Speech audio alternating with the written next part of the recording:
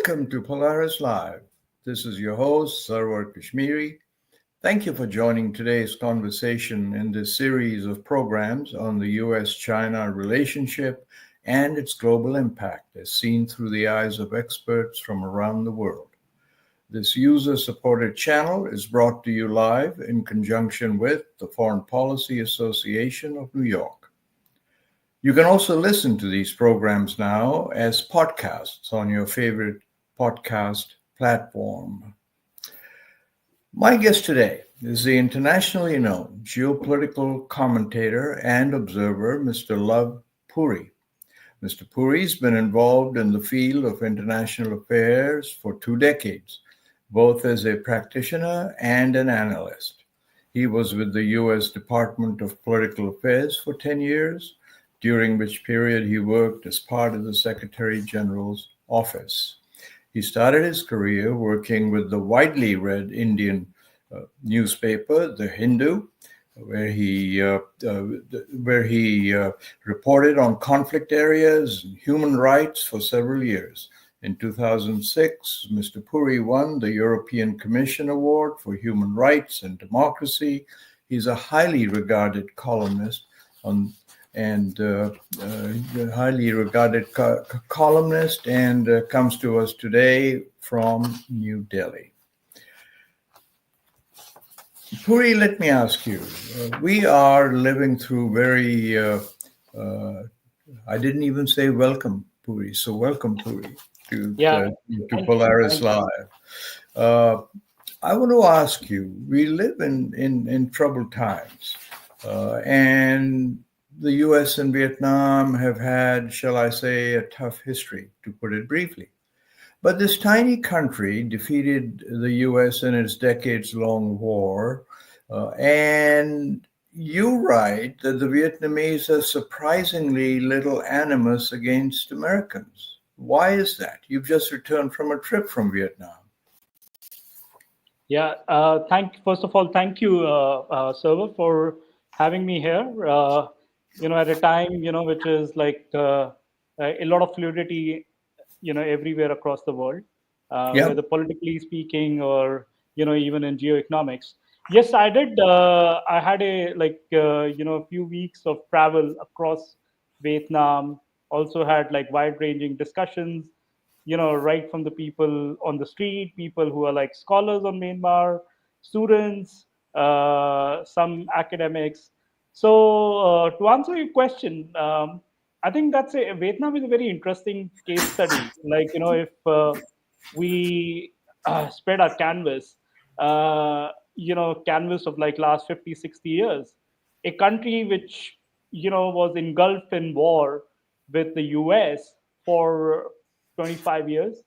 And the US lost 60,000 of its soldiers, and Vietnam has lost a lot more than the US. So you would expect that this animosity will carry on for years and for generations. And in other parts of the world where I've traveled and where I've studied the conflicts, this conflict, if there has been such a kind of conflict, just rages on for generations. But that's not the case in Vietnam. It's over there,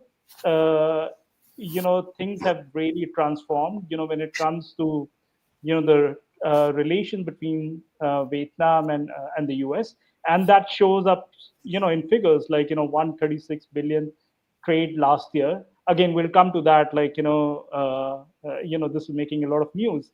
But to answer your question, why this has happened, I think it was somehow, what I picked up, from ordinary Vietnamese, it's just that, it's somehow the wisdom of the leadership. They thought that, okay, it's time to move on. And when you ask them, what really happened, they said, we cannot blame the US, the Americans for what happened for 25 years. It was, the decision which was taken by the American leadership of that time, like for those 25 years. And we cannot blame the Americans for that. And when this kind of a narrative exists from north to south, Hanoi to Ho Chi Minh, Saigon. You go to museums, you talk to people, you talk to students, you talk to people who are owning restaurants, but at the same time, the credit does also go to the to the American leadership, right from even before Clinton to the present times. They really made an effort to reach out to the Vietnamese leadership and the people, and that shows up in various spheres of life in Vietnam. Yes. So, and the trade relation is one example of it. And if you don't trade with the U.S., they recognize the fact you're losing out, and the very fact they have, in terms of exports to the U.S., it's like 30% of their exports. China may be the biggest trading partner of Vietnam, but when it comes to surplus, it's with the US. Well, So I'm just interrupting only to say that you've touched on, I had not thought about this for a long time, but on a really, really important point, which is that the Vietnamese think that that was another time, it was another leadership, and we need to be moving on. And I'm just reminded of our now dead Senator John McCain, who was, captured during the Vietnam War while he was taking off from an aircraft carrier to bomb Vietnam, and he was horribly tortured. And when it came time and Vietnam decided that it needed to make up with America for all the reasons that you just mentioned, the American leadership was very confused and didn't really warm up to it until Mr. McCain, who had suffered so much in Vietnamese jails, stepped up and said, hey, listen, I'll be the first one to go there and make amends. And he did. And so in this troubled time, and I say troubled time in America because there's a lot of controversy about what's going on, it would be wise for us and the world to remember that these things come and go. And, without thinking about it, I'm sure you've made this very, very strong point. Am I right, Luv? yeah, absolutely. It's everything has a context to it, and if you don't understand the context, you're missing out. You're missing out on the present, and you're missing out the future. It's the present generation or the future generation. They pay the price for it. You mentioned about Senator John McCain. Over there, he's a popular figure. You Yes. go for like excursion, like in Hanoi or Ho Chi Minh. You find his name everywhere. In the museums, and also like the places where where the plane fell and he was captured. Even that has become a tourist site. No, really. Yeah, and also like the museum, his all his not only him, they're like other prisoners of wars who were captured by Viet Cong.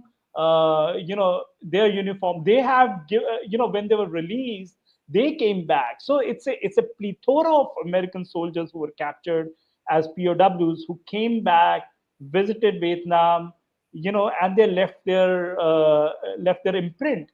And right now, I can say for sure, like there's no animosity against the Americans. Definitely not. Well, we started on a very important note, but let me get down to business a little bit. Luv, Vietnam is the smallest of the three Southeast Asian countries, Indonesia, Malaysia, and Vietnam, that are being called the three new tigers of Asia's fast-growing economies. Right? In the 3 decades since Vietnam opened up its economy, with a population of just 100 million, has skyrocketed ahead and is now as rich or richer than India, which is many times greater in population. So, right, its trade with the U.S. is over 132 billion. Now, as you mentioned, you've just returned from Vietnam. How do you account for this dramatic rise? Again, you said that when it comes to ASEAN, like, because I've covered this region for, for many years, and I've seen other countries too. So, within ASEAN, we often forget Vietnam is very, it has a scale.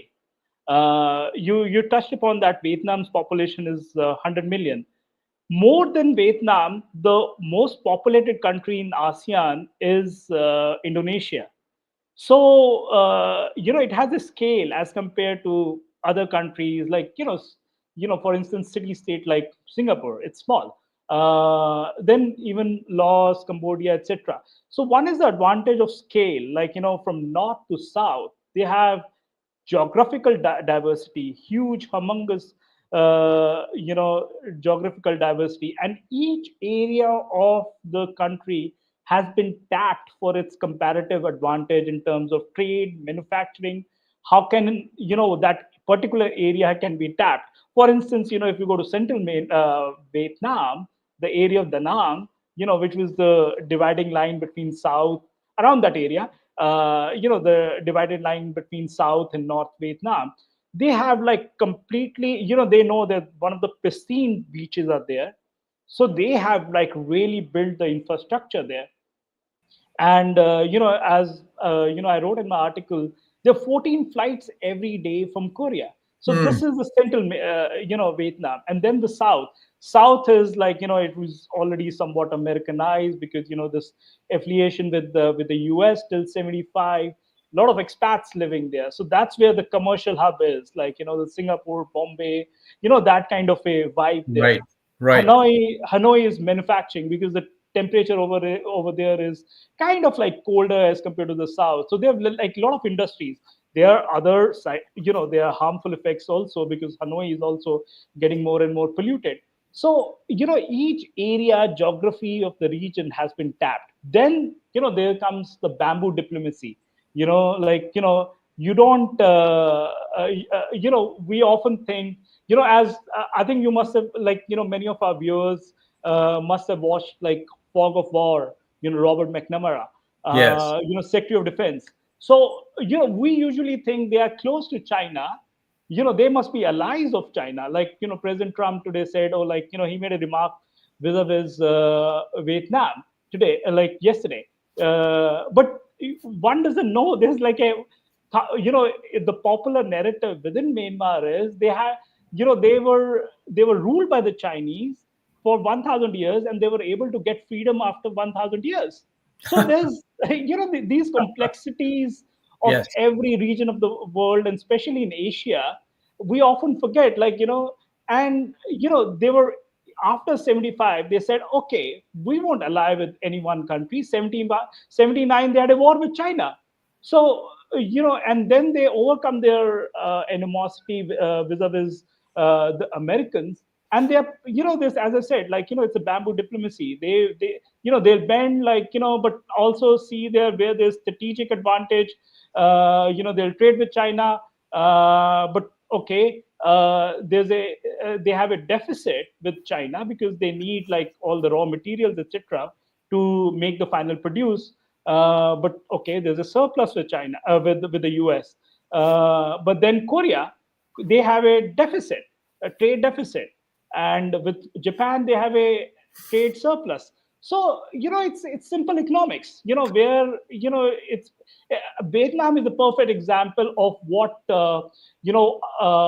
America till recently was, unabashed supporter of global trade. With the rising tide, everyone rises. Even though it's a communist country. Yeah, so it's an irony. I was just reading. There's an irony in global affairs today. Today there was an article published, in the official newspaper of Vietnam's Communist Party, where Xi Jinping wrote, there are no winners in trade wars and tariff wars, and protectionism leads nowhere.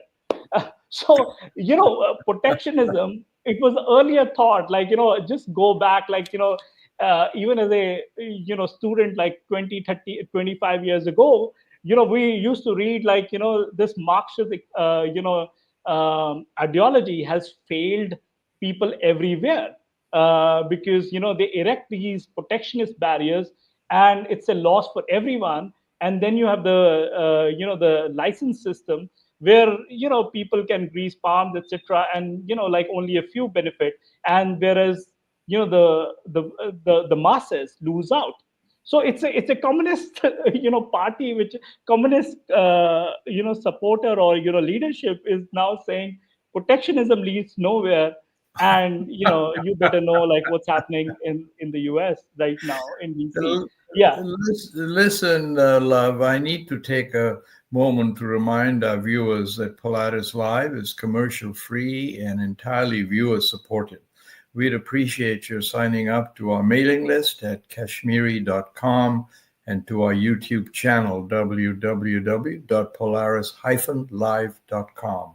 There's no cost, but it really does help us. And by the way, we always welcome your comments on our video and our recently opened podcast channels. So, Love, what I'm going to ask you is, the Economist newspaper called the imposition of reciprocal tariffs, which is what the American administration is calling this new regime of tariffs on the world, calling the imposition of reciprocal tariffs the most profound, harmful, and unnecessary economic error in modern era. Is this a biased, Western, elitist view, you think, Love? After all, Vietnam was a conduit for assembling and exporting prohibited Chinese goods to America. What do you think?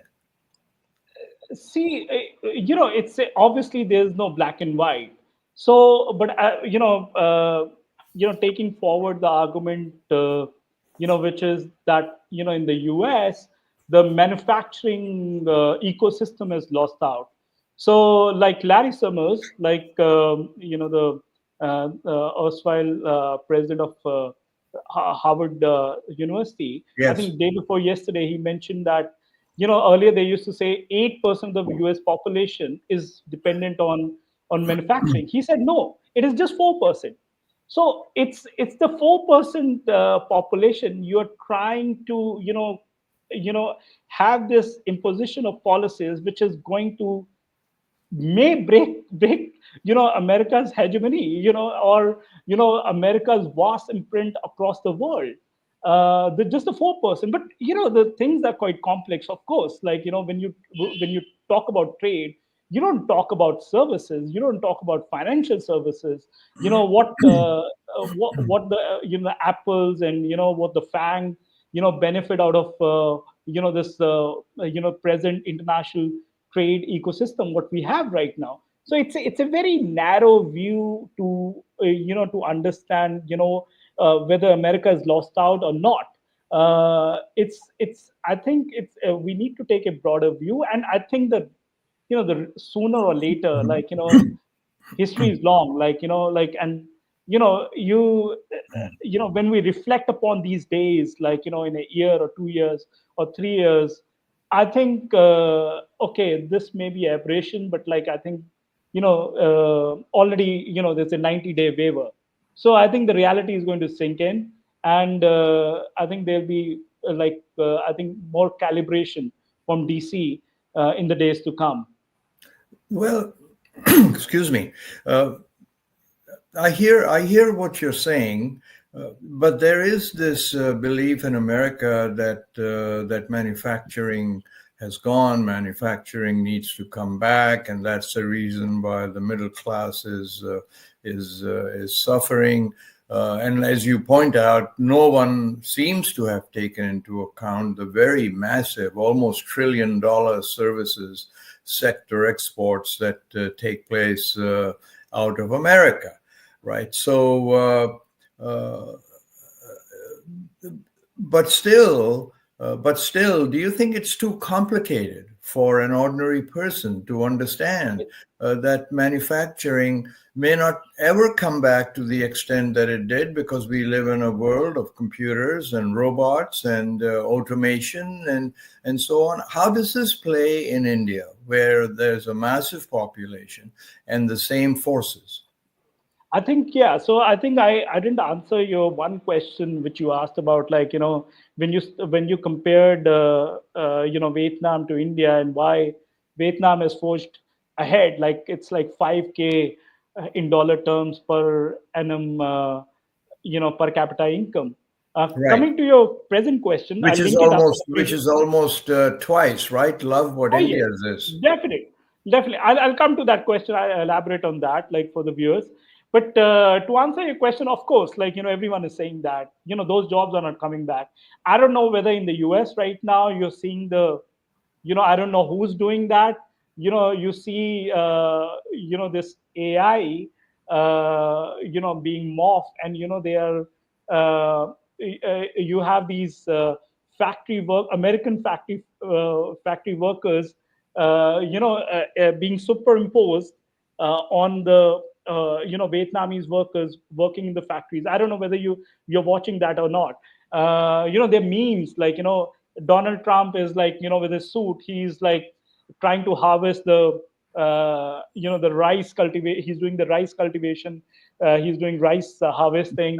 Along with this will, I don't know how this is coming up from China or from somewhere else, or or from the rest of the world.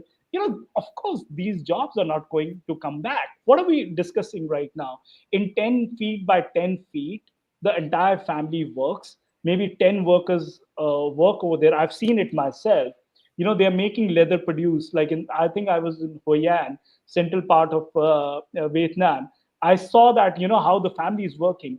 Do you expect like, Western Europeans or the Americans to do the same? I don't think that's going to happen. Mm. What are you envious of? Like, okay, the hard work they put in, the Vietnamese or other East Asian countries, you have to see that. I don't think that that kind of a hard work, waking up at like 5 a.m. and working till like 8 or 9 p.m. The entire family works, like, and does this hard labor, in small rooms, and you shouldn't be envious of that. So I think it's just a failure of somehow somehow of the intelligentsia, public intellectuals, or the media, which haven't like really amplified that what why these countries are just like trying to become middle income countries. There's a lot of labor, like hard labor, so you won't be able to do that. So yes, it's like obviously you have to upscale your skills in the US. You have to make sure that uh, you know every technological change requires adjustment of skills, and that has to happen in the US. Why this has happened, like obviously the policymakers have to pay more attention to like upskilling. Obviously there's a skewed reality in the US where what happens is that the middle class has shrunk. People who have assets, they have just gained disproportionately. But these are economic policies that they need to be corrected. Progressive taxation, etc. Whatever needs to be done. More scholarships, on the basis of your economic background, etc. All this needs to be done. These are tweaks. You don't just shake up the system and be envious of people like who are living in what used to be maybe like 1920s America, or maybe even before that. So don't be envious of East Asian countries or developing countries or global South. There's a hard labor which I don't think people in the West can do that. Coming to your earlier question, when you compare, why this can't happen, there's between India and Vietnam. As I illustrated in the article, it's there's a you know even though Vietnam is 5K in USD per capita income, and India is like around 2800 or 2700, so almost double. But there are other things too. It's clean. It's you see those urban centers, they're clean.